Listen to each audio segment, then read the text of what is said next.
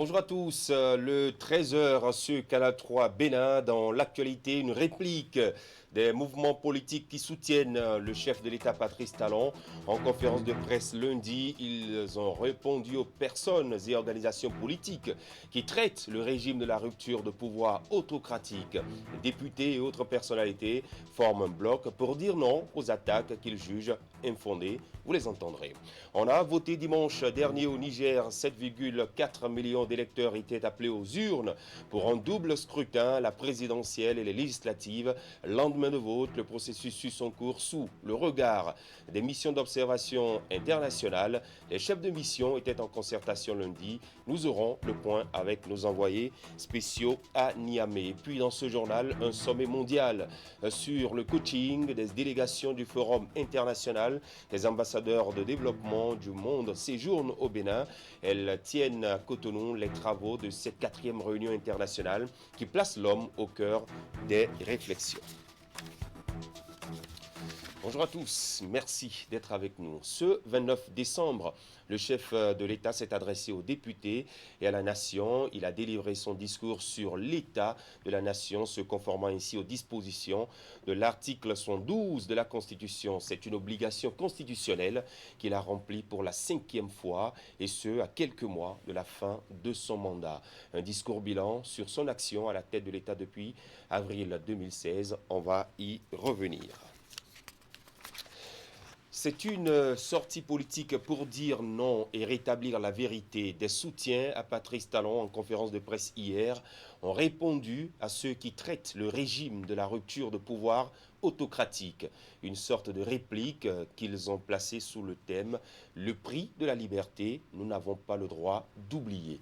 Les organisateurs, dans un ensemble constitué de parlementaires, de directeurs généraux de sociétés d'État et personnalités ayant œuvré pour l'avènement de la rupture, comptent ainsi couper court aux attaques qu'ils jugent infondées. Narcisse Alossé et Derou Pévi. Il y a des moments où les patriotes ont le devoir d'élever la voix. C'est pour tout ça que nous sommes dit qu'il faut prendre la parole. Prendre la parole pour accomplir un devoir de mémoire. Pour restituer la véracité des faits. Parce que certains ne sont pas qualifiés pour parler et pour dire ce qu'ils disent. Nous avons été gazés, blessés, violentés à la bourse du travail le 27 décembre 2013. Certaines victimes sont dans cette salle, ici, sous le président Yaïboni. L'unité nationale et la paix sociale ont été constamment menacées. Je ferai venir les miens, ils vont s'affronter. Ils demeurent jusqu'à aujourd'hui dans cette logique. Quand il disait, le fauve, je vais bondir, et nous étions les faibles antilopes. Lui, il a oublié. Il nous enseigne aujourd'hui la bonté. Et il parle de Dieu à chaque pas de parole. Il est suspect. Lorsque vous avez échoué quelque part, il ne faut pas en vouloir à d'autres de réussir. Parce que c'est le sentiment que nous avons aujourd'hui. À ces actes d'intimidation vécus dans un passé pas trop lointain et dénoncés aujourd'hui, les orateurs du jour ont ajouté bien d'autres qui ont porté atteinte à l'intégrité physique de leurs concitoyens. Tant que Daïvo n'est pas rentré en famille, eux ne nous parleront pas de liberté et de respect de la vie. S'il est vrai que des coopérateurs de Djilagbadan Ouéré ont été fusillés et que j'ai reçu les veuves et les orphelins et que j'ai vu chez moi une femme qui portait une grossesse, elle a reçu la balle là dans la hanche. Elle s'est dénudée pour nous montrer. La balle est sortie par là et a tué les 2 bébés dans le ventre. J'ai vu de mes yeux avec Saka Fikara et puis à son âme avec le député. Ah Dieu, ma mémoire, en fait l'émotion. Que le cochon en vienne à donner des leçons de propriété au bouc, ce serait difficile. Nous savons d'où nous sommes partis et où nous sommes aujourd'hui. C'est pour cela qu'il est important de ne pas oublier. Il y a des gens qui n'ont pas normalement droit à la parole aujourd'hui s'ils ont un peu de jugeote. Lorsqu'on est ancien chef de l'État, on reste dans une posture où on mérite le respect de ses compatriotes. On reste dans une posture où on accompagne celui qui vous a succédé. Ou à tout le moins, où on le laisse développer sa politique. Mais lorsque on dit chez nous que lorsque le tigre sort tout le temps, on le confond avec le chat. C'est ce qui est en train de se passer dans notre pays. Et nous ne souhaitons pas qu'un ancien chef d'État se ravale au rang de simple individu. Ça ne nous honore pas. Le rappel est fait ici aux pourfendeurs des réformes actuelles qui, selon les conférenciers, sont à bout d'idées mais font des manœuvres pour étouffer dans l'œuf l'œuvre de reconstruction sociopolitique et économique en cours. Notre pays, aujourd'hui, repose sur les turboréacteurs de son décollage économique. Et rien n'arrêtera cela. Quand on vit entre l'Europe et les États-Unis dans des voitures, c'est qu'on en a pris beaucoup. C'est qu'on s'est comporté en prédateur. Nous sommes heureux d'avoir chassé les chimpanzés du grenier.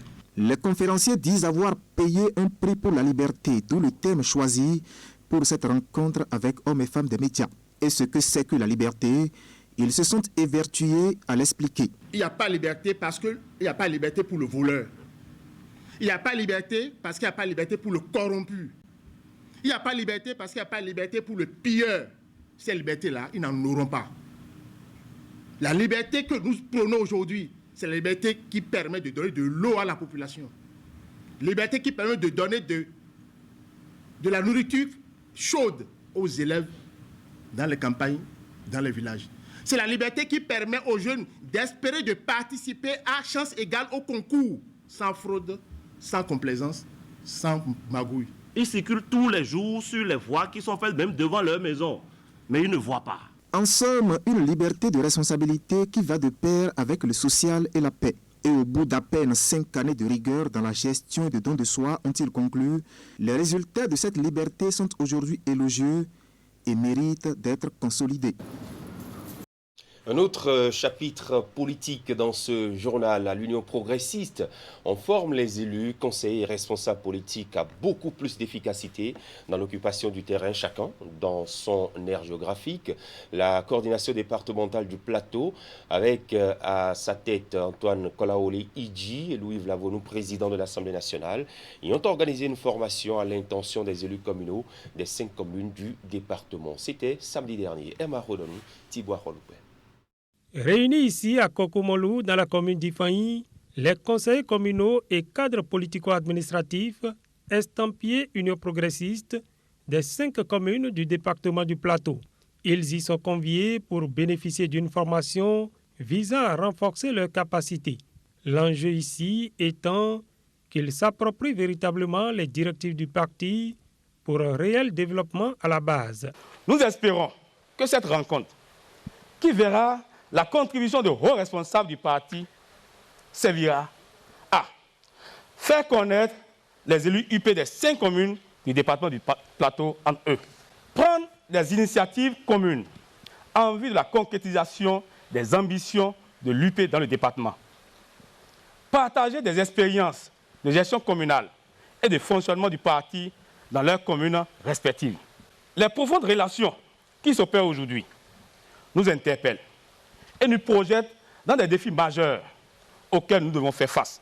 L'Union progressiste est sortie largement victorieuse des dernières élections communales, mais l'élection des exécutifs communaux a donné lieu par endroits à des frustrations. Il y avait donc lieu, selon les responsables de la coordination départementale de l'Union progressiste, d'aplanir les divergences pour que leurs élus restent unis autour du développement de leur commune et travaille à l'enracinement de l'Union progressiste dans le département du Plateau. À l'intérieur de chacune de nos communes, dans certaines communes, de façon plus brûlante que d'autres, il y a des problèmes.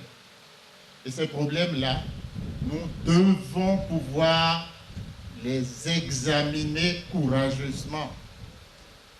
Parce que si nous ne les examinons pas courageusement, les efforts dont vous a parlé le président Patrice Talon, quand ces efforts-là arriveront dans vos communes, ils seront annulés. Nous, qui sommes les différents responsables au niveau départemental, avons jugé nécessaire et utile de recentrer tous ces problèmes et de les décliner de façon à aborder de façon plus concrète ces problèmes qui ont été évoqués de façon générale. C'est à cela que nous vous invitons.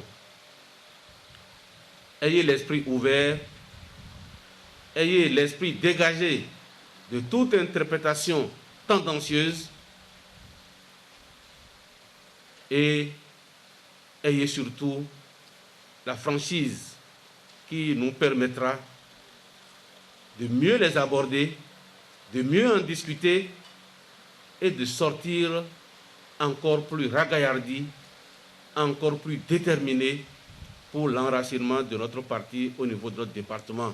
Les discussions qui s'en sont suivies ont duré plusieurs heures, au bout desquelles, selon les participants, les responsables de la coordination ont réussi à dissiper les incompréhensions, à remobiliser la troupe et à la mettre en ordre de bataille pour relever les défis du développement au niveau des communes. Justement, au terme des échanges, les participants sont parvenus à un accord traduit dans une déclaration comme feuille de route. Le député Razak Abiosé, porte-parole pour l'occasion, nous en donne ici quelques points. À l'issue de fructueux et sincères échanges, les participants ont décidé de promouvoir et surtout de respecter dans leurs communes respectives les valeurs du progressisme. Accepter de partager et de respecter les valeurs de discipline de groupe en vue de réaliser la légitime vision de l'Union progressiste dans le département. Retenu de mutualiser les stratégies et bonnes pratiques relatives à la gestion de leurs communes respectives en vue d'impacter le quotidien des populations. Promis de consolider l'Union progressiste dans leurs communes respectives à travers la mise en place de toutes les structures statutaires et à l'animation du parti. Relever les principaux problèmes relatifs à la coopération entre les mairies et la tutelle, entre les mairies et le gouvernement. Apprécier les approches de solutions appropriées à la gestion des problèmes auxquels ils sont confrontés. Enfin, mandater les principaux leaders UP du département à connaître expressément les différents problèmes spécifiques à chaque commune et y apporter des solutions adéquates. Par ailleurs, les participants à cette rencontre se sont félicités pour l'initiative et surtout pour le sérieux qui a caractérisé le déroulement des travaux et la qualité des débats qui y sont menés. Ils se sont engagés à respecter et à mettre en application les directives des recommandations issues des travaux. Fait à Kokumolu, le 26 décembre 2020, ont signé les participants. Voilà, nous allons quitter le Bénin pour un pays frontalier, le Niger. On a voté dimanche dernier. 7,4 millions d'électeurs étaient appelés aux urnes pour élire le prochain président de la République et renouveler les membres de l'Assemblée nationale. Lendemain d'élection, le processus suit son cours sous le regard des missions d'observation internationales.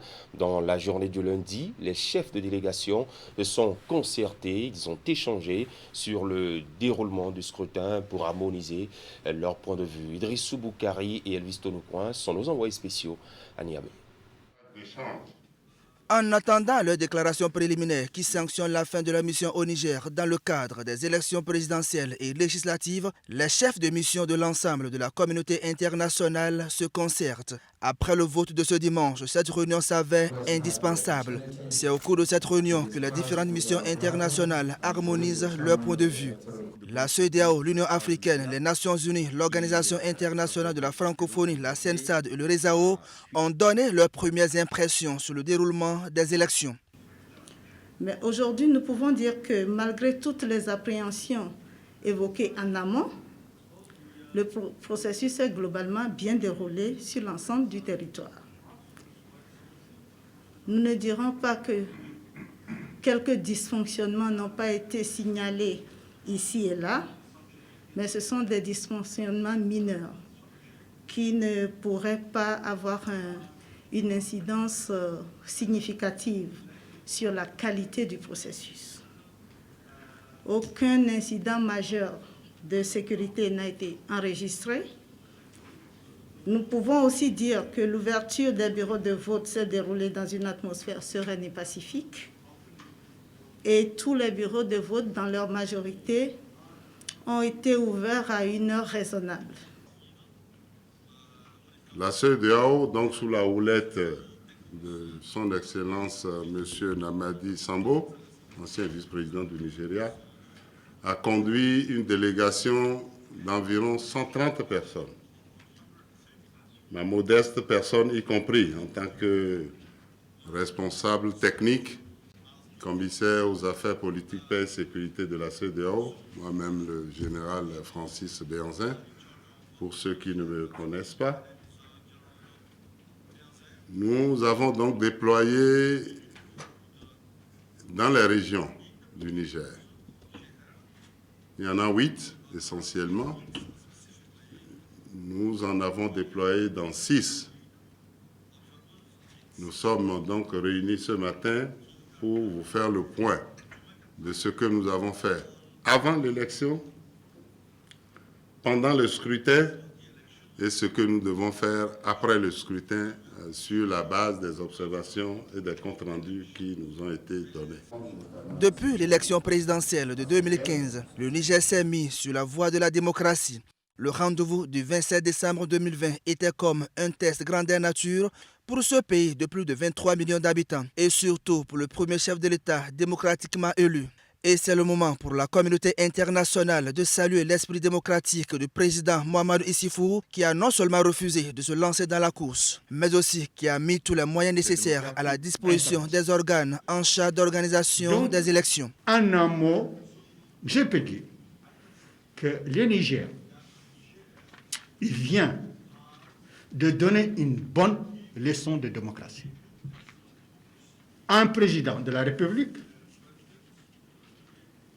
qui termine son mandat, qui refuse de se représenter, qui ouvre la voie devant tous les Nigériens pour qu'il y ait une alternance pacifique, paisible, et ça c'est louable. C'est louable. Et il y a 30 candidats. Donc l'électeur nigérien est devant l'embarras du choix. C'est une transition démocratique historique qui se prépare donc au Niger. L'ensemble des chefs de mission de la communauté internationale déclare déjà son soutien au Niger et encourage le peuple nigérien à cultiver davantage les valeurs démocratiques. Et toujours dans la journée de ce lundi 28 décembre, le chef de la mission d'observation électorale de la CEDEAO Niger s'est entretenu avec les points focaux de la mission en contact avec les observateurs déployés sur le terrain.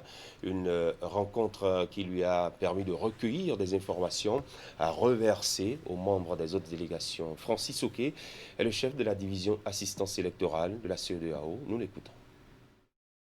Nous avons fait une séance rapide avec le chef de mission pour lui faire part de comment le processus de clôture de bureau de vote hier s'est déroulé. Parce que vous savez, hier, le scrutin a duré 11 heures et les bureaux de vote qui n'ont pas commencé à l'heure ont dû rajouter les heures de retard, si bien qu'on n'a pas pu avoir les conditions de clôture des bureaux de vote.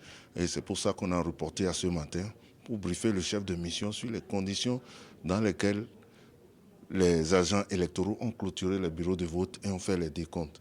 Et c'est ce point qu'on lui a fait ce matin. Et de ce point, il s'avère que dans beaucoup de bureaux de vote, le décompte s'est passé dans des conditions requises par la loi électorale du Niger, sauf dans quelques bureaux de vote où il y a eu des divergences. Et il y a des bureaux où même ils s'en sont venus à suspendre d'abord avant de reprendre parce que les agents étaient éveillés et voulaient comprendre mieux le processus. Certains bureaux ont eu d'autres problèmes techniques qui ont été résolus après pour que ça se passe bien. Mais globalement, la clôture a été bien faite et les agents électoraux ont signé les procès-verbaux. Le chef de mission a dit, et sa réponse, le fond de sa réponse en tant que politicien, en tant qu'expérimenté dans le domaine, il dit dès lors que les agents et les représentants des candidats se sont entendus pour signer le procès-verbal, donc on doit considérer que tout s'est passé dans les normes parce qu'ils ont donné leur consentement. Donc pour lui, il n'y a aucun problème si ils ont signé. Il y aura problème si ils ont refusé de signer les procès-verbaux et ont mis des objections. Et comme on n'a pas eu de cas comme ça, de ce genre, lui, il estime que tout s'est bien passé, en attendant que les observateurs même, venus de l'intérieur, lui fassent leur rapport tout à l'heure. Et voilà, au Bénin, les travaux de la session extraordinaire de la commission administrative paritaire du ministère de la décentralisation et de la gouvernance locale ont démarré hier lundi à Cotonou. Ils sont essentiellement consacrés à l'étude du rapport de fin de stage probatoire des fonctionnaires de l'État, ces fonctionnaires mis à la disposition du dit ministère, l'exercice qui conditionne la titularisation des lauréats dans la fonction publique est donc lancé. Wakam Alikwara, Henri Gantier. 120 lauréats ont été mis à la disposition du ministère de la décentralisation et de la gouvernance locale à la suite du concours de recrutement des fonctionnaires de l'État organisé en février 2018. La titularisation de ces derniers est subordonnée à un stage probatoire et ceux des catégories A et B sont invités à soutenir leur rapport de fin de stage. L'exercice a débuté depuis le 14 décembre dernier et aujourd'hui, 64 candidats planchent devant la commission administrative paritaire du ministère de tutelle. Ces travaux sont d'une importance indéniable car de la satisfaction que vous émettrez sur le stage probatoire dépend la titularisation des fonctionnaires stagiaires.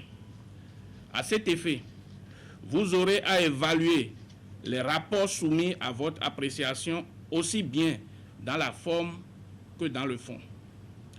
Le déroulement du stage, le diagnostic de la structure d'accueil, les expériences acquises, les causes des problèmes identifiés ainsi que les solutions envisagées par les stagiaires seront entre autres au centre de votre attention.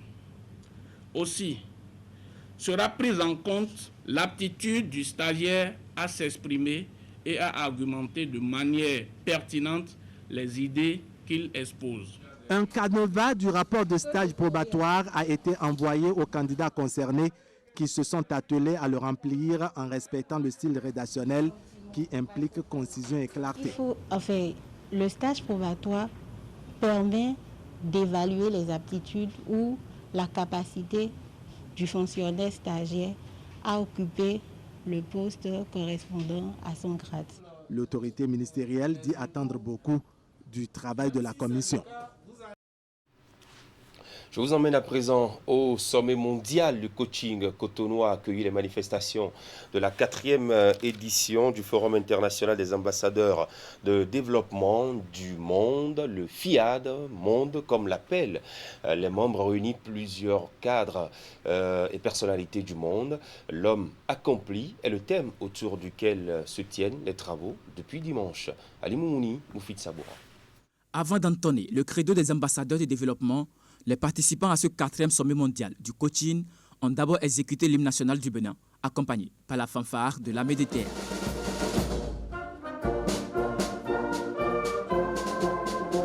C'est un rendez-vous scientifique de haut niveau qui se tient malgré la Covid-19.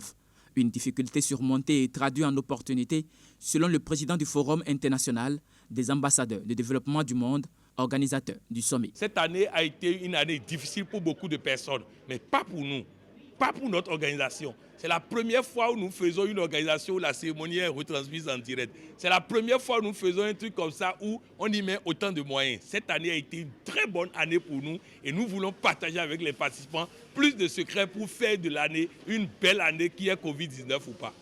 Au cours des 4 jours que va durer le sommet mondial de coaching, les participants vont se pencher sur le thème « L'homme accompli ». C'est une thèse qui est composée de 3 articles scientifiques, à savoir la parole transformatrice, le développement personnel et le coaching intégral. Quant aux participants, ils sont venus de plusieurs pays africains, dont le Togo, le Niger, le Burkina Faso, la Côte d'Ivoire, le Cameroun et aussi d'autres nations occidentales. Ils viennent parce que la première chose, nous utilisons beaucoup la parole transformatrice. Nous ancrons dans notre inconscient la santé, le bien-être, la joie, le bonheur, la prospérité. Donc ça fait qu'en réalité, quand on sort d'ici, on est regaillardi. La raison d'être de l'association FIAD Monde est de forger pour ses membres des traits de caractère solides et positifs, ainsi que de développer et consolider en eux le sentiment d'appartenance à une citoyenneté, non seulement au niveau de la communauté, de la ville et du pays, mais aussi à l'échelle mondiale. Cette cérémonie d'ouverture du 4e sommet mondial du coaching a également consacré la distinction de hautes personnalités de référence à l'échelle mondiale qui se sont démarquées à travers leurs performances. 7 lauréats, dont 6 autorités béninoises, sont récompensés par l'African Total Quality Management. Il s'agit des ministres béninois des Finances, de l'Agriculture, de la Santé, du cadre de vie, du numérique et du directeur général de la Chambre de commerce et d'industrie du Bénin. À côté des lauréats issus du Bénin, les membres du jury ont également retenu une dame brillante du Togo. Le prix de meilleure femme de référence mondiale 2020 est décerné à Madame Victoire Sidemeo Tomega Dogbe, Premier ministre du Togo. Des jeunes talents dénichés sont présentés à l'assistance à travers leurs différentes prestations, surtout dans le domaine musical. Des communications sont données aux participants sur des thématiques de motivation.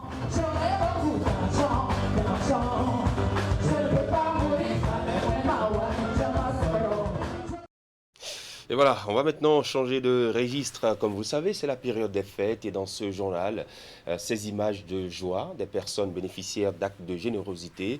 Nous vous emmenons à Toviklen, à la veille Noël. L'opérateur économique est actuellement député à l'Assemblée nationale, Ernest Medewanou, a communiqué avec les populations de sa région. Il leur a offert des vivres pour les fêtes, tout acte qu'elles ont apprécié, ces populations, et ce, avec beaucoup de ferveur. Geoffroy Médecin. Ici, le Père Noël est spécialement habillé en blanc et a pour nom Ernest Medewanou.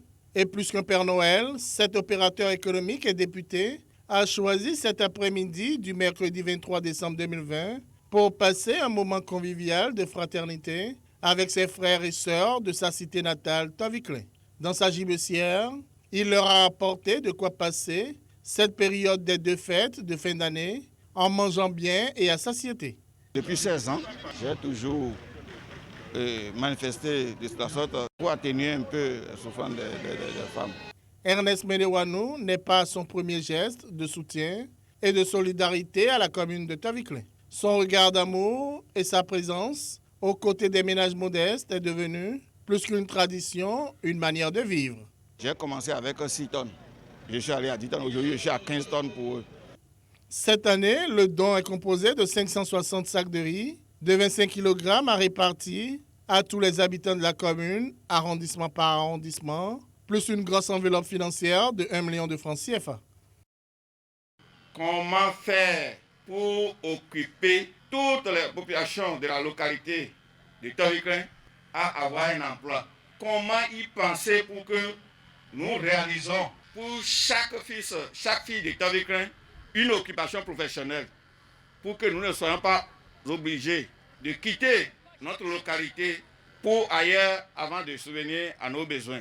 Je vais parler de l'exode rural. Je renouvelle encore ce vœu à l'endroit de mes frères qui ont étudié cette question de développement, de penser à ce que nous devons créer comme activité pour occuper les nôtres.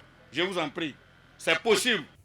Tout en formulant ses vœux pour la nouvelle année, le député, soutenu durant la cérémonie de remise par 2 de ses collègues, a lancé quelques messages à la jeunesse et aux cadres. Aux jeunes de Toviklen, il leur a demandé de ne pas se tromper de chemin en pensant que faire de la politique est source de richesse. Nous devons tous nous intéresser à la chose politique. Nous devons nous intéresser à la chose politique parce que nous devons comprendre comment notre cité est gérée. C'est tout l'intérêt que nous avons à faire la politique. Toviklen est une commune située dans le département du Koufo, au sud-ouest du Bénin. Lors du recensement de 2011, la commune comptait 88 611 habitants. Elle est subdivisée en 7 arrondissements, 47 villages et 10 quartiers de ville.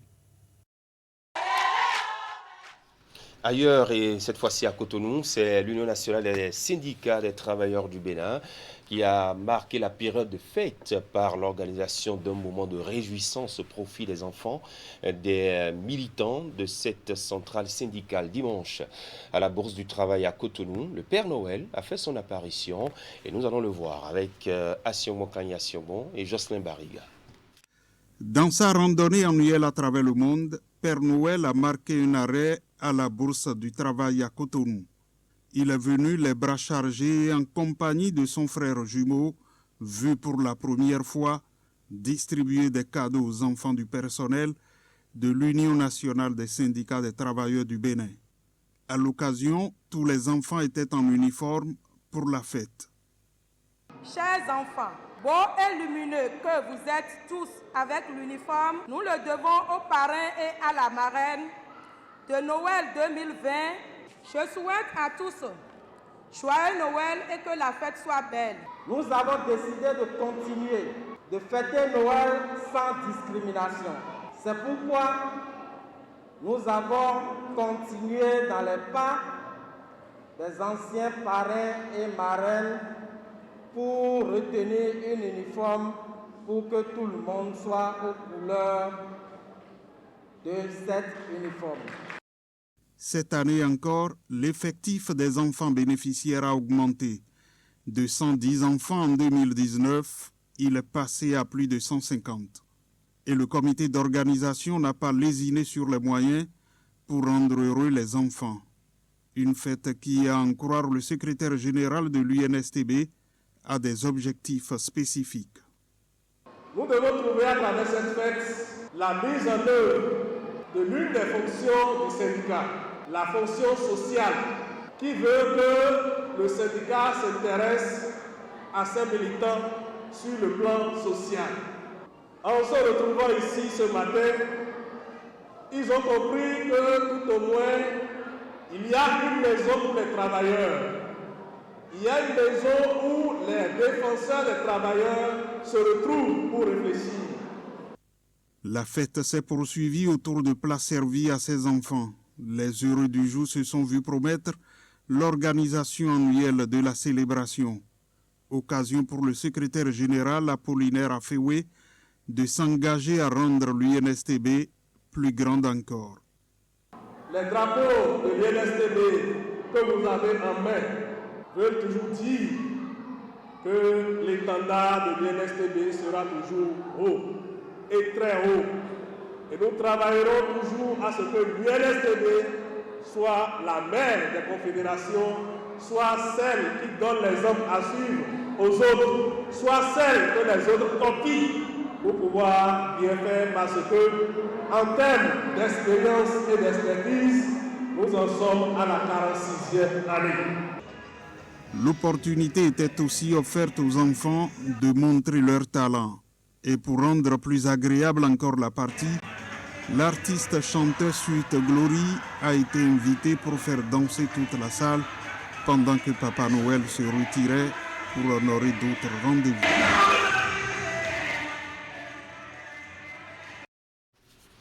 C'était le 13h chez vous. Merci de nous avoir suivis. Ce soir à 19h30, vous aurez Ulrich Gaba pour la grande édition sur Canal 3 Bénin et canal3télévision.com. Demain à 13h, je vous reviendrai. Passez un très bel après-midi et bonne suite de journée.